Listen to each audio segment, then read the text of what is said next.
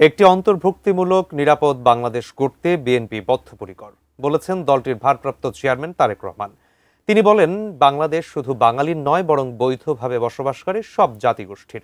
একই অনুষ্ঠানে দলের মহাসচিব মির্জা ফখরুল ইসলাম আলমগীর বলেন, নির্বাচন বানচালের ষড়যন্ত্র চলছে, উগ্রবাদ ছড়িয়ে জাতিকে বিভক্ত করার চেষ্টা চলছে বলেও অভিযোগ করেন তিনি। সহকর্মী আমিনুল ইসলামের রিপোর্ট। শনিবার বিকেলে ময়মনসিংহ সহ ১২টি জেলার ৩৪টি ক্ষুদ্র জাতিগোষ্ঠীর প্রতিনিধি সমাবেশ অনুষ্ঠিত হয় ময়মনসিংহ টাউন হলে। জাতীয়তাবাদী ক্ষুদ্র জাতিগোষ্ঠী দল এর আয়োজন করে। অনুষ্ঠানে বিএনপির মহাসচিব মির্জা ফখরুল ইসলাম আলমগীর বলেন, অভ্যুত্থানের মধ্য দিয়ে নতুন বাংলাদেশ বিনির্মাণের সুযোগ এসেছে।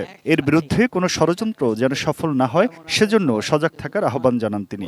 একটা চক্রান্ত চলছে যে বাংলাদেশের ভবিষ্যতে যে নির্বাচন হওয়ার কথা, সেই নির্বাচনকে বানচাল করে দেওয়ার জন্য একটা গোষ্ঠী চেষ্টা করছে। আজকে দুঃখের সঙ্গে বলতে হয় যে একটি উগ্রবাদ, তারা বিভিন্ন রকম উগ্রবাদের কথা বলে মানুষকে বিভক্ত করতে চায়, বিভাজন সৃষ্টি করতে চায়। লন্ডন থেকে এতে ভার্চুয়ালি যুক্ত হন বিএনপির ভারপ্রাপ্ত চেয়ারম্যান তারেক রহমান। বলেন, পাহাড় বা সমতলে সবার অধিকার সংরক্ষণের জন্য বিএনপির সব কমিটিতে ক্ষুদ্র জাতিগোষ্ঠীর অংশগ্রহণ নিশ্চিত করা হয়েছে। সকলকে নিয়ে একটি রেইনবো নেশন গড়তে চান বলেও জানান তিনি।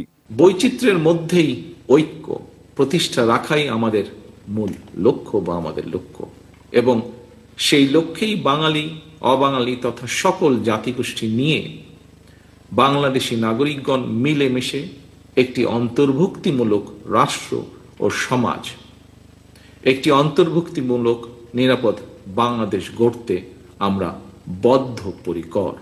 নিরাপদ বাংলাদেশ নিশ্চিত করতে ক্ষুদ্র জাতিগোষ্ঠীর সহযোগিতা এবং আগামী নির্বাচনে ধানের শীষে ভোট প্রার্থনা করেন তারেক রহমান। দল, মত, ধর্ম, বর্ণ, গোত্র, গোষ্ঠী নির্বিশেষে সবার জন্য একটি নিরাপদ বাংলাদেশ প্রতিষ্ঠার জন্য আসন্ন জাতীয় নির্বাচনে বাংলাদেশ জাতীয়তাবাদী দল বিএনপি আপনাদের সক্রিয় সমর্থন এবং সহযোগিতা চায়।